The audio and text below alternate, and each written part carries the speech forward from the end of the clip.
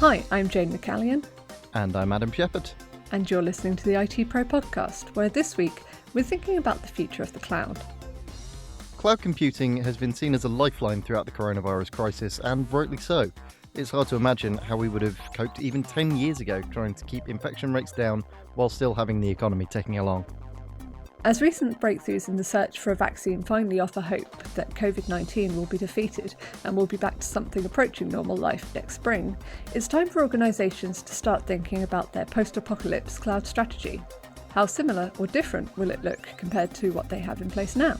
And how can they go about making the necessary changes to do that? Joining us this week to discuss all this and more is Frank Jennings, commercial and cloud lawyer at Wallace LLP. Frank, welcome. Thank you. Nice to be involved today, guys. So, Frank, before we get started, can you tell us a little bit more about yourself and about your role at Wallace LLP? Certainly. So I'm a cloud lawyer, which means that I specialize in assisting cloud providers on the one hand and customers on the other hand in their contract negotiations for rollout of cloud solutions. So as I act on both sides, I'm not so much poacher turned gamekeeper as poacher and gamekeeper at the same time. I get to see both sides of the spectrum. So it means I know what the cloud provider is trying to hide in the contract, and I know where the customer needs to look. So obviously there has been a massive surge in remote working, which has led to explosive growth in deployments of tools like Zoom, Slack and Teams notably. Are there any issues with the way that organisations have done these rollouts though? A lot of them were done in quite a flurry. Yes, no, that's fair. All of a sudden digital transformation agendas have been brought forward by 3 months, 3 years, depending on who you listen to. And people had to jump onto online technologies at short notice, which normally means, in my experience, that somebody somewhere has clicked a box and they've used a credit card to sign up to some kind of online service, whereas previously it would have spent months, maybe even a couple of years going through the internal approval process or the procurement process. So what we've seen is short notice.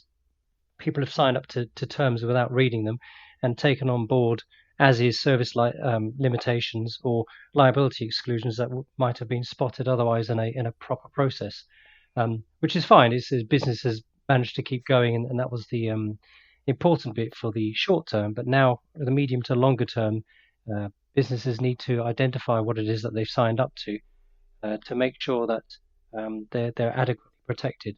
And is it likely that they're going to find themselves in a situation when it comes to contracts that they have accidentally, intentionally, whatever, signed up to something that is, say, an 18-month, 24-month or more contract rather than something that's slightly more rolling, and having to deal with that and see if they can back out? Yeah, they've got an opportunity. There's as with all public cloud offerings, if you're signing up to the standard offering, which is available from cloud providers, then you take it or you leave it. So to some extent, swapping one set of public cloud terms for another set of public cloud terms is not going to help you. If you switch from one video provider to another video conference provider, then the chances are you're going to be signing up to very similar terms each time. So maybe you're not necessarily looking to put in place a better set of terms and conditions or a better set of liability exclusions. What you're really looking to do is to identify what the risks are and then manage around those risks. At the moment, businesses have signed up to the risks. They don't even know what they've signed up to. So what are some of these kind of risks that businesses should be going back to their deployments and maybe looking for? Yeah, so what I find quite typically in public cloud contracts is that the service will be provided as is, which is a great Californian ethos where we'll have a go, and all the time it works, it's great. But if it doesn't, well, it's not like we didn't warn you. It's as is, and it's failed, but we'll start all over again, which is fine from for something which is not business critical. But if you've got business critical infrastructure running on an as is service, then it's hopeless because you have no recourse. You have no all the promises that the cloud provider will make to you don't really mean anything because the lawyer has drafted out any responsibility of them to provide a continuing service. The other thing I find is that there's a whole raft of liability exclusions for loss, leakage, corruption data to data, or that there's no liability for damages that might occur from a failure of service. There'll be no responsibility to provide any kind of compensation. So put all these together. If a business has entered into a contract where it's stacked against them, then it doesn't really seem to matter what happens to their cloud service. They have no comeuppance against the cloud provider who provides from my perspective as advising on cloud providers too, I understand why they're doing this. Is the amount of money that they're making from providing a fairly standard pile them high, sell them cheap almost public cloud service doesn't justify taking on lots of extra responsibilities. So if these kind of liability exclusions are fairly standard in the cloud world, are there any alternative options that organizations can fall back on if they don't find these kinds of terms palatable? That's a good question. If you're buying a standard service from a public cloud provider or a public operator or somebody who's just larger than you and you just simply don't have the bargaining power, then you're probably going to have to take it or leave it, which means that there's not a huge amount that you can do if you're buying direct. But what I've found is that some clients can buy from a managed service provider where they will sit in the middle and make promises that the public cloud provider wouldn't be willing to. So the managed service provider can put together a package specific for the customer so that they get the bit from provider X, the bit from provider Y, and the bit from provider Z in a manner which is palatable and acceptable to the customer while protecting risks. And this might be a mix and match of different services, or it might be that the MSP will put in place additional functionality behind the scenes that they'll provide the backup that they wouldn't otherwise get, or they'll make sure that they've got some provisions about data transfers or live failover or whatever it happens to be. Yet another example of the channel swooping in to save the day. Regular listeners will know how much we love the channel ecosystem. We do. We even have a website about it. That's how much we love the channel. That's channelpro.co.uk for anyone that doesn't know. Find the link in the show notes. Frank, thinking a bit more generally, how has COVID changed how organisations think about their working practices in the long term, do you think? Yeah, that's a good question. And 2020 has been an exceptional year and not in a good way. I don't think anybody would say that COVID's been a godsend by any means. But in terms of what it's done for transforming businesses and digital transformation and working online, it's been quite astounding, really. Businesses who weren't looking at moving into the cloud or moving their servers out of their offices, or who weren't looking to do digital transformation just yet, have found that they've had to do exactly that. And on the whole, from my experience of clients who've undergone this, it's been nothing but a good thing. They've worked out, businesses have worked out that they can actually trust their employees on the whole to work from home by putting in place digital tools to not just assist them, but maybe even monitor them. So there's the sword and the shield, if you like. There's the give and the take, the stick and the carrot. On the one side, you're giving the tools to the employees to be able to work effectively, but also those same tools or other tools you can put in place can monitor them to make sure that they're doing what you need them to do. It comes back to that classic security trope: trust but verify.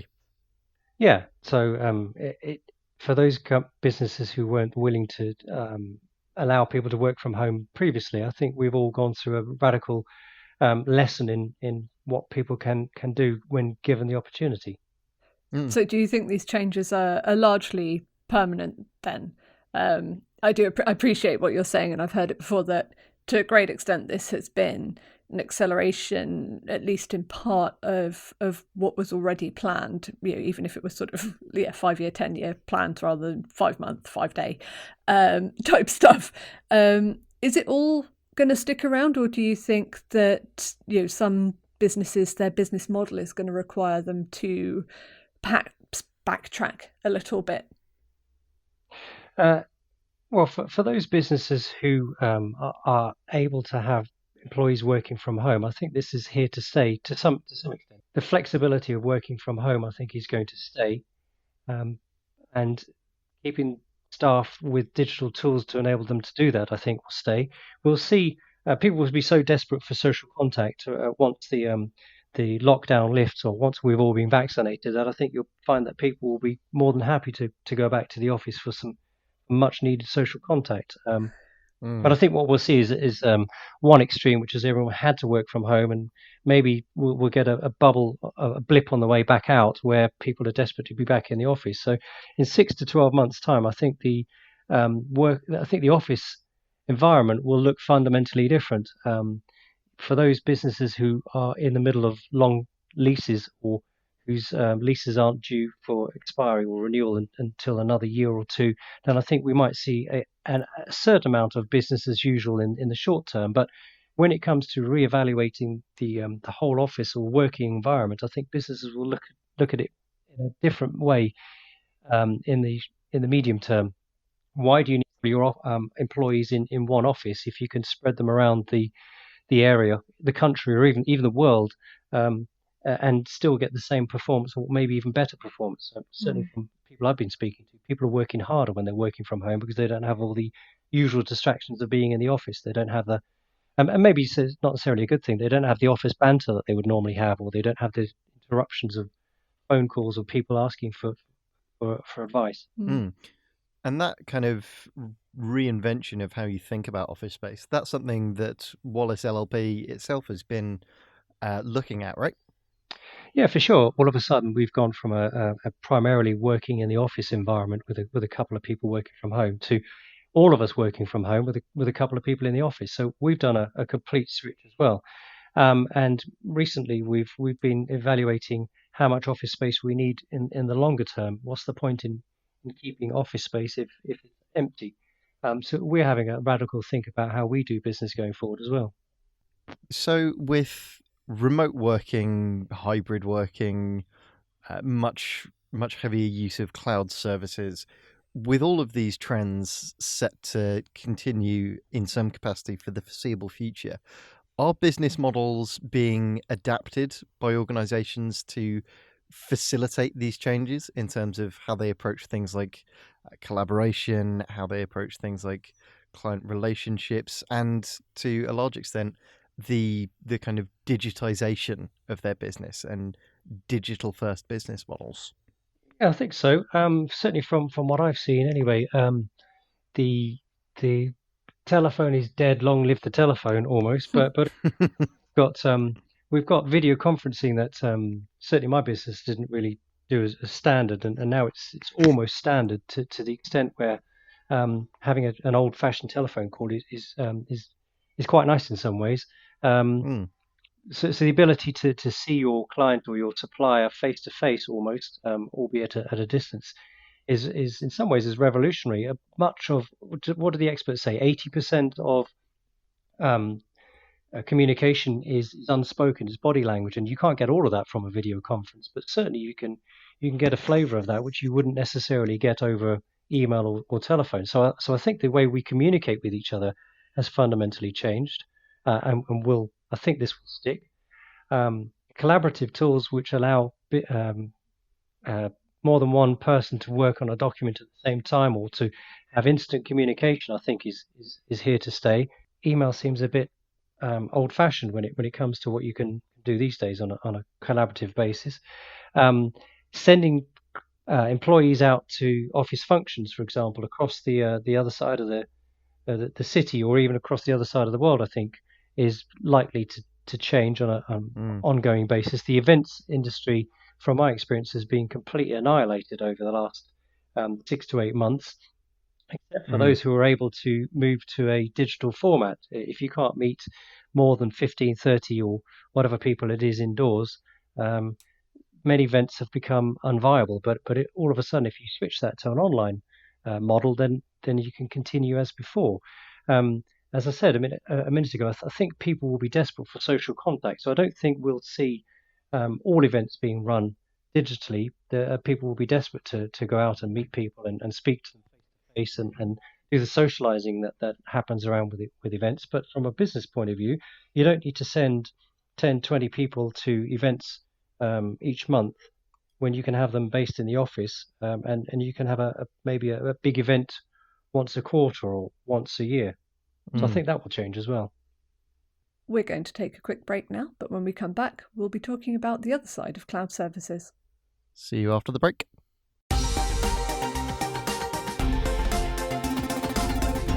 Welcome back. Now, Frank, software as a service, or SaaS, is just one side of the cloud market. Has COVID had much of an impact on how organisations are building and delivering applications, though, in terms of public cloud or on-premise, and more of the infrastructure and platform side of things?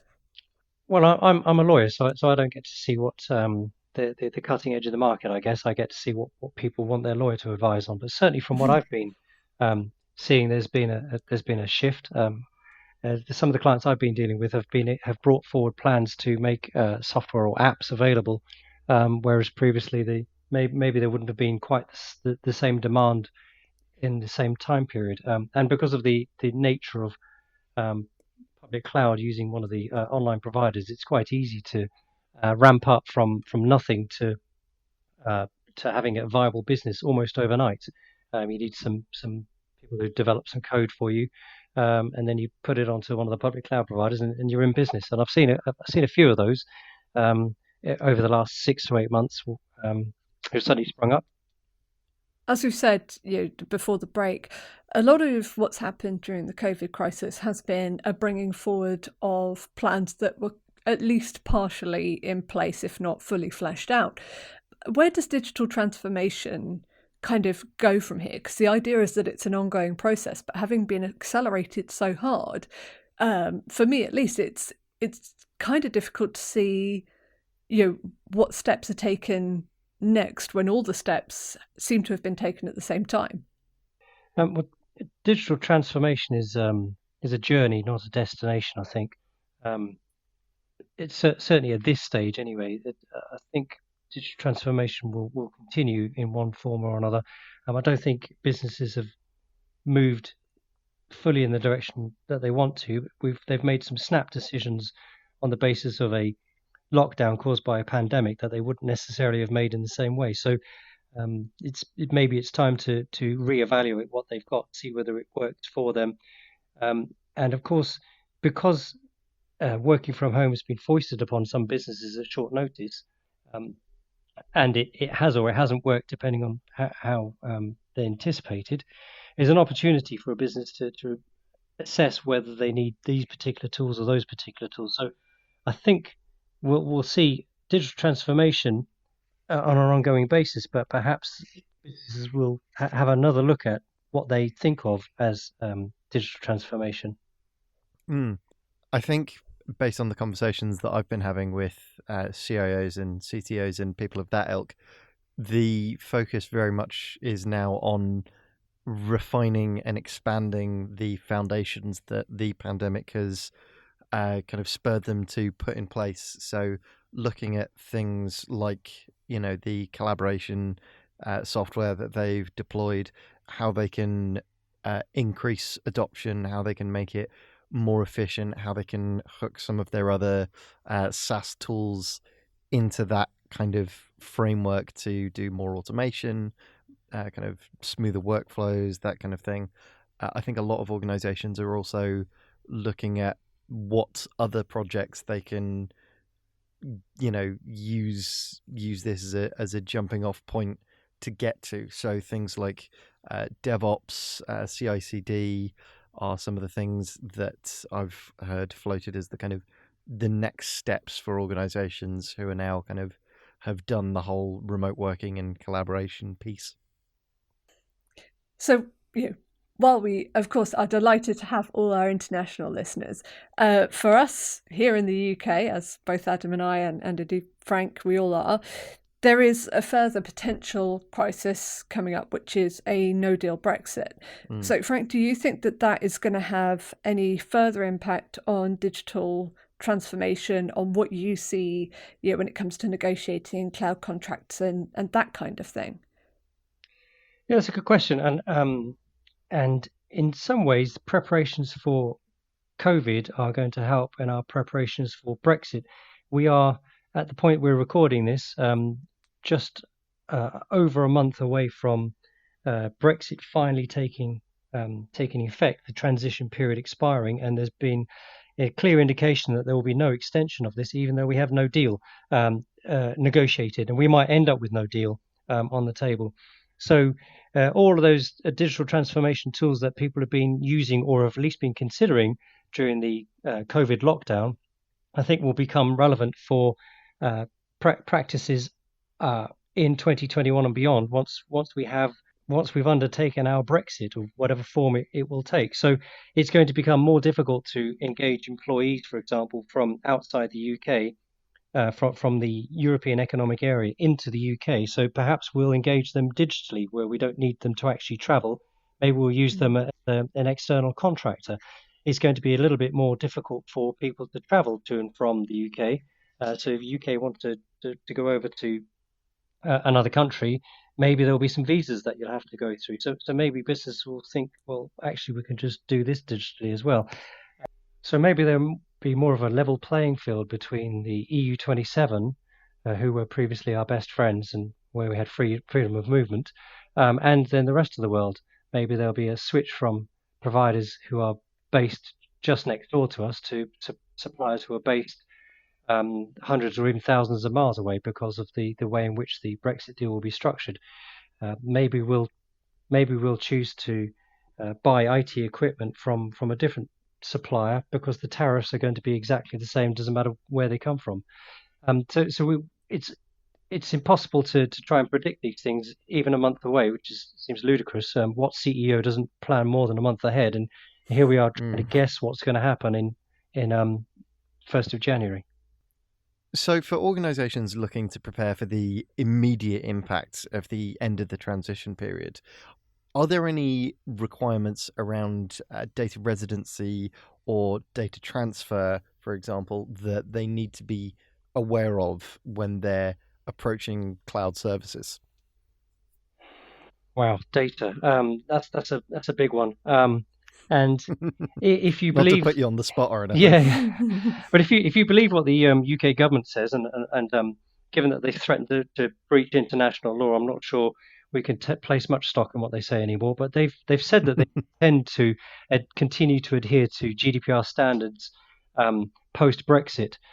So if they do, and the Data Protection Act 2018 effectively implements GDPR into national law, in that case, then we should be in exactly the same position in 2021 as we are in 2020, which means that data should be protected to the same standard in the future as it is already. The fly in the ointment, of course, has been the fact that it seems that although we don't know what Brexit will look like, it does seem clear that we're going to leave the European Economic Area, or Data Fortress Europe, as I like to call it.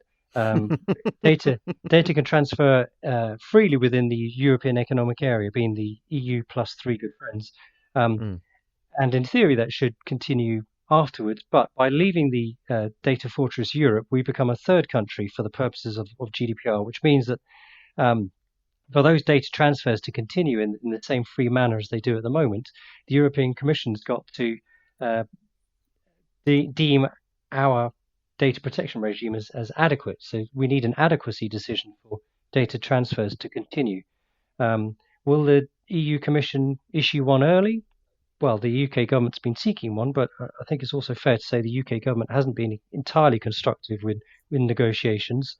You would hope that the European Commission wouldn't be churlish and withhold a decision as revenge or payback. But until we actually see that decision, then it might make data transfers more difficult. So what does that mean in the short term? Well, I guess we're going to have to see more robust data transfer agreements using the European Commission standard contractual clauses. So all of a sudden, data transfers, which might have been relatively straightforward before, are now going to be accompanied by a 15 or 30-page data transfer agreement. I know this isn't necessarily, the greatest challenge facing Northern Ireland and the Republic of Ireland, but that's got to be a difficulty for businesses sitting there and transferring data, because there's been such close business ties between the two over the past few decades. So yet another consideration for the Irish border. No, you're right. But equally, earlier this year, the European Court of Justice effectively invalidated Privacy Shield, effectively making data transfers from the EU, including the UK, to the US a lot more difficult. But I think in practice, it's fair to say that data transfers have continued as before, maybe with the lawyers papering over the cracks with the standard contractual clauses. And I anticipate that this will be even more the case between the Republic of Ireland and Northern Ireland, where business data transfers and whatever will continue as usual. And then the lawyers will be running around afterwards trying to paper over the cracks. So, Frank, assuming we don't get a data adequacy decision from the European Commission before the end of the year, is there anything that organisations need to be aware of in the kind of first week or so of January regarding their own kind of data transfer practices? Are there any kind of services that are going to suddenly shut off, or any of their own data transfer mechanisms that they are going to have to modify in order to remain compliant? I don't think anything is going to shut off on the 1st of January, because businesses will continue to operate as far as possible in a normal manner. What might happen, of course, is that it become more difficult to engage employees from outside the UK.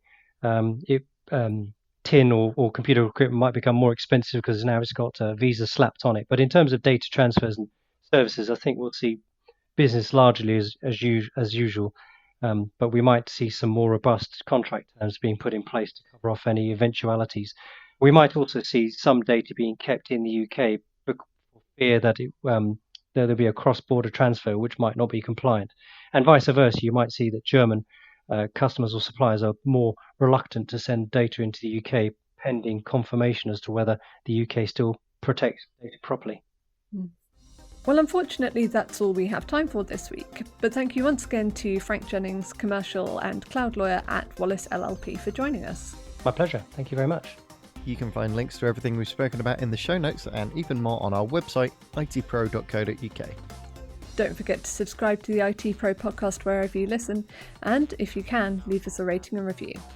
We'll be back next week with more from the world of IT, but until then, goodbye. Bye.